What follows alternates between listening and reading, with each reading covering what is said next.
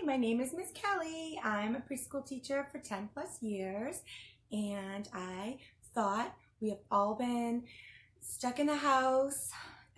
Children, you must be getting a little restless and a little bored, maybe a little stir crazy. So I thought I would use my teaching skills, my preschool teaching skills, to give you a little break, give your parents a little break, and we read some books and do some creative time.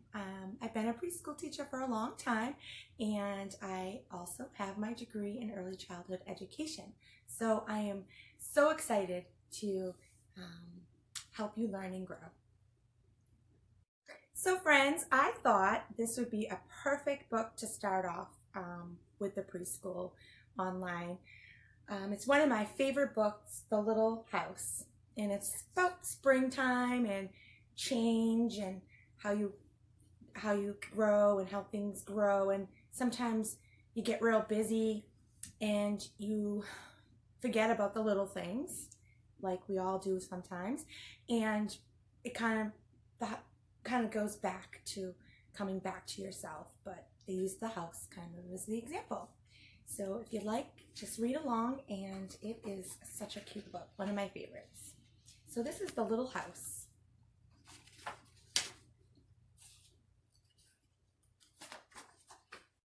Once upon a time, there was a little house way out in the country. She was a very pretty little house. She was strong and well built. The man who built her so well said, "The little house shall never be sold for gold or silver, and she will live to see our great-great-grandchildren, and our great-great-grandchildren will live in her."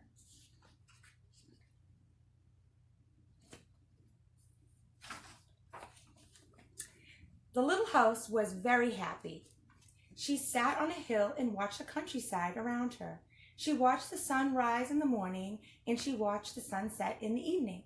Day followed day, each one a little different from the one before, but the little house stayed the same.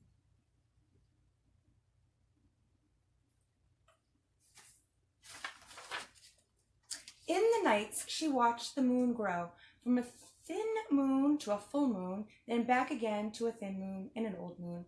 And when there was no moon, she watched the stars, way off in the distance. She could see the lights of the city. The little house was curious about the city and wondered what it would be like to live there.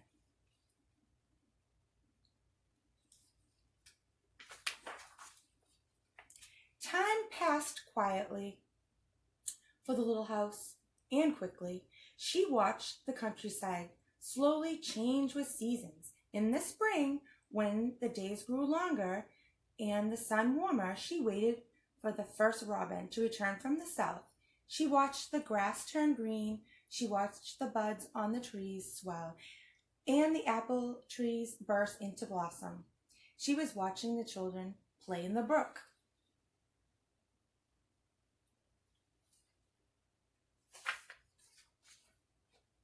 In the long summer days, she sat in the sun and watched the trees cover themselves with leaves, and the white daisies covered the hill. She watched the gardens grow, and she watched the apples turn red and ripen. She watched the children swimming in the pool.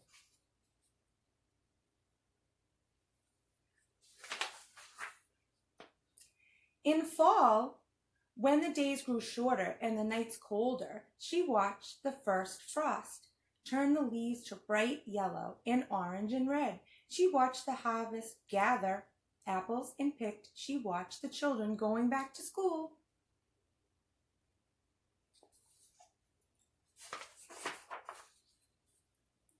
In the winter, when the nights were long and the days were short and the countryside covered with snow, she watched the children coasting and skating. Year followed year. The apples grew old and new ones were planted, and children grew up and went away to the city. And now at night, the lights of the city seemed brighter and closer. One day, the little house was surprised to see a horseless carriage coming down the windy country road. Pretty soon, there was more of them. The road and fewer carriages pulled by horses. Soon along came some surveyors and surveyed a line in front of the little house. Pretty soon along came a steam shovel and dug a road through the hill covered with daisies, and then the trucks came and dumped big stone on the road, and some trucks with little stones, and some trucks with some tar and sand, and finally a steamroller came and rolled it all smooth, and the road was done.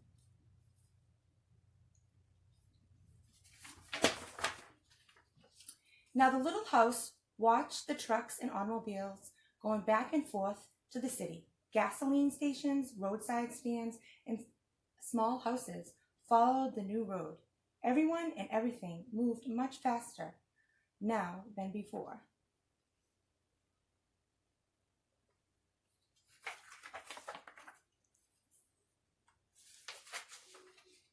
More roads were made, and the countryside was divided into lots.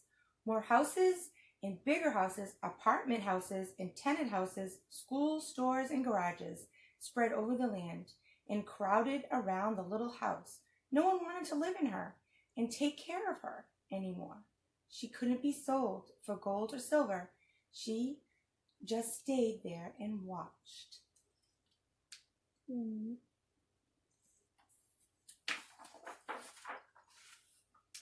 Now it was not so quiet and peaceful at night.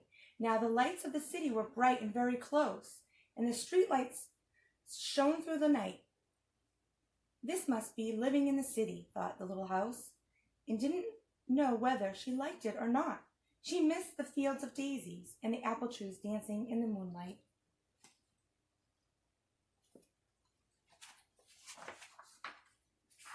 Pretty soon there were trolley cars going back and forth in front of the little house. It went back and forth all day and part of the night. Everyone seemed very busy, and everyone seemed to be in such a hurry.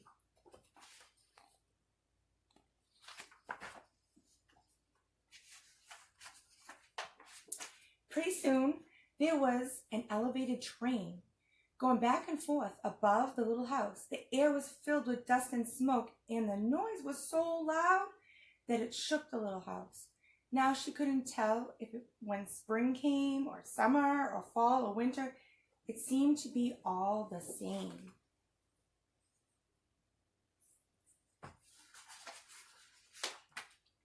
Pretty soon, there was a subway going back and forth underneath the little house. She couldn't see it, but she could feel it and hear it. People were moving faster and faster. No one noticed the little house anymore. They hurried without a glance.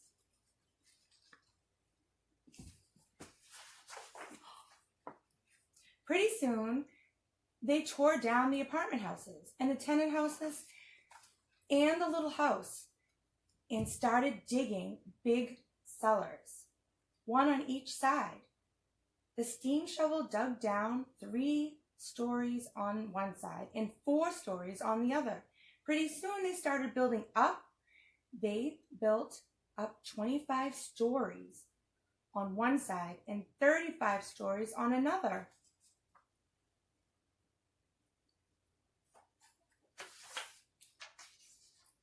Now the little house only saw the sun and the moon, and it didn't see the moon or the stars at night at all because the lights of the city were so bright. She didn't like living in the city. At night she used to dream all about the country and the fields of daisies and the apple trees dancing in the moonlight. The little house was very sad and lonely. Her paint was cracked and dirty. Her windows were broken, and her shutters hung crooked. She looked shabby, though she just as good as a house even underneath all of that.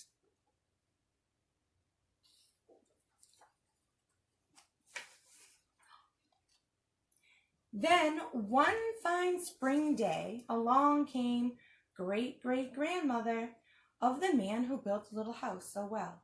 She saw the shabby little house, but she didn't hurry by. There was something about the little house that made her stop and look again. She said to her husband, "That little house looks just like the little house my grandmother lived in when I was a little girl. only that house was way out in the country on a hill covered with daisies and apple trees growing around. That's the house right there. They found out it was the very same house. So they went to the movers to see if the little house could be moved. The movers looked the little house all over and said, sure, this house is as good as ever. She was built so well, it could be moved anywhere. So they jacked her up, the little house, and put her on wheels. Traffic was held up for hours as they slowly moved her out of the city. There she goes. At first, the little house was frightened, but after she got used to it, she rather liked it. She rolled along the big road, and they rolled along the little roads until they were way out in the country. When the little house saw the green grass and heard the birds singing, she didn't feel sad anymore. They went along and along, but they couldn't seem to find just the right place. They tried the little house here, and they tried it there, and then they saw a little hill in the middle of the field, and apple trees were growing around. There, said the great-great-grandmother. There, that's the place. Yes, it is, said the little house to herself.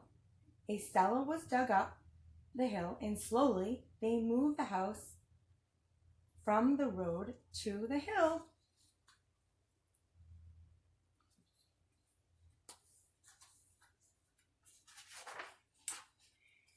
The windows and shutters were fixed, and once again they painted her a lovely shade of pink.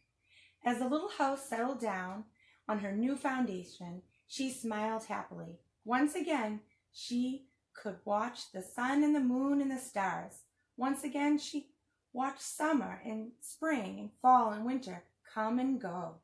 Once again, she lived in and she was taken care of.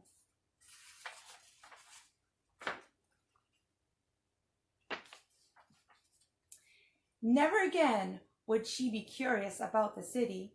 Never again would she want to live there. The stars twinkled above her.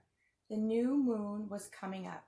It was spring, and all was quiet and peaceful in the country. And she is so happy. And that was The Little House. Thanks, friends, for coming and joining me, Miss Kelly, and reading my favorite book. I look forward to you for watching my next video, and thank you for coming. Bye!